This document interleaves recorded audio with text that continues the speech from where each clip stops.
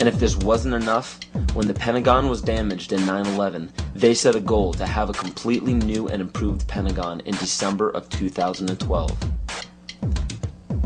So Codex Alimentarius goes into effect at the end of 2009, which gives it 3 years for the Codex regulations on food to create billions of preventable diseases and deaths. When citizens of every nation are dying of starvation and diseases and fear for their lives because of global warming and major catastrophes, they will do what the public has been proven to do in times of great peril. They will beg for their government to step in and do something. How are they going to get you to join the new economy? They're going to say, we have a solution. You see, one of the tricks of the Illuminati is they create a problem and then they provide the solution when you beg them to.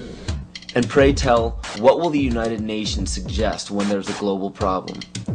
They will demand a global government, a new world order, exactly as the Maya, Hopi, Kali Yuga, and many other pagan civilizations prophesized.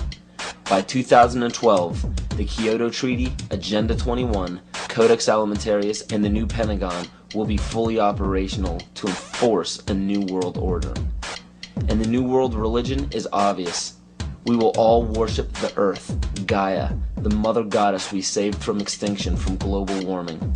We will be told that to keep from repeating the mistakes that we made in the past, we must hold the earth in higher regard than humans, just as pagan traditions require. This is too obvious to ignore. It is right in front of our faces, and yet we still refuse to see it. I guarantee you that by 2012 there will be a World War III, but it will not be between nations. It will be us and them. They know this. Why do you think the UN is consistently trying to disarm the public and the nations? They don't want us to be capable of fighting back. The proof of this is in the film released by the UN called Armed to the Teeth, where it demonizes gun ownership.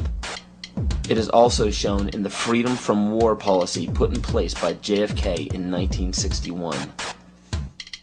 President John Kennedy went to the United Nations, September 1961, and he presented the United States program for general and complete disarmament in a peaceful world during a speech, and he said, this is the official program of the United States of America. It's a disarmament program. It calls for the United States to turn over its military to the United Nations. Now, let that sit for a second. It calls for the United States to turn over its military to the United Nations. The program ends by saying progressive controlled disarmament would proceed to a point where no state would have the military power to challenge the progressively strengthened UN peace force. The UN would have all military power. This policy outlines some pretty scary scenarios when you understand what it reads.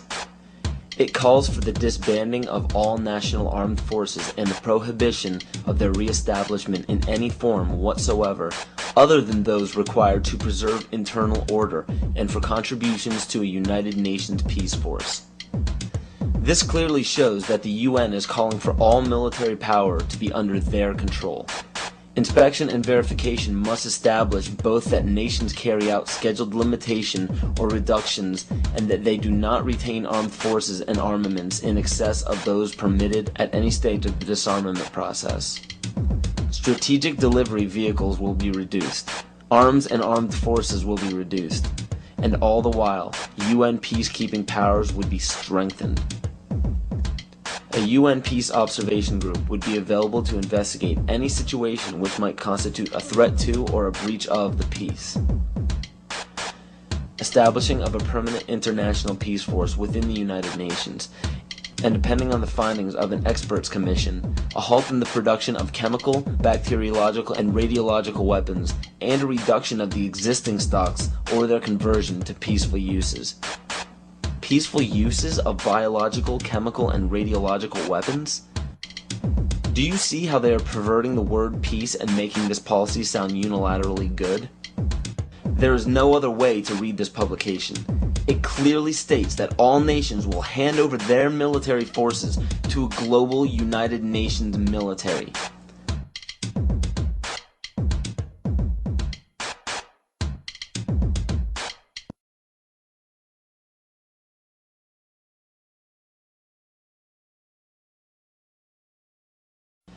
The U.S. population is currently around 300 million.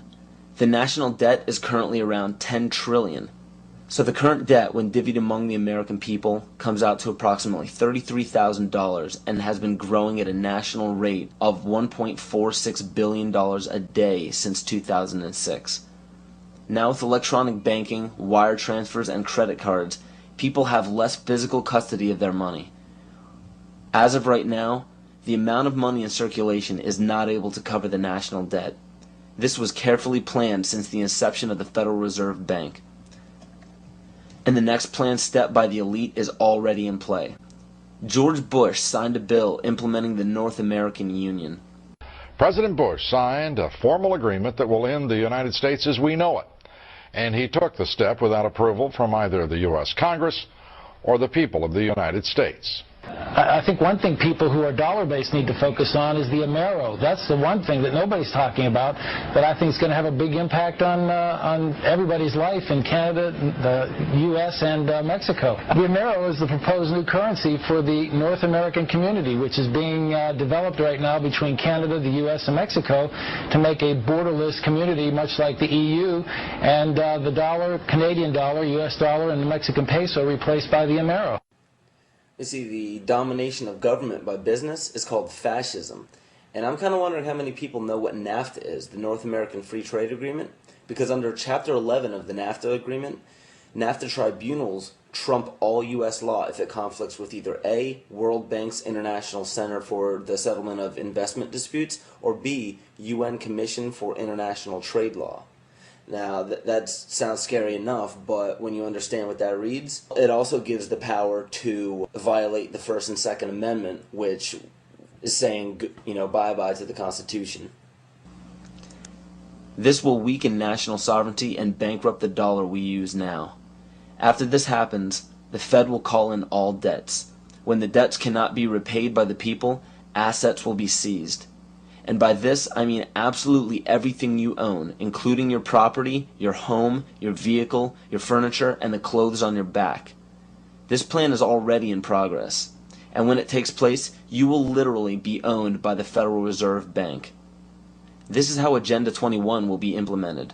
The seized land will be given back to nature, and the people will be placed in smart growth megacities.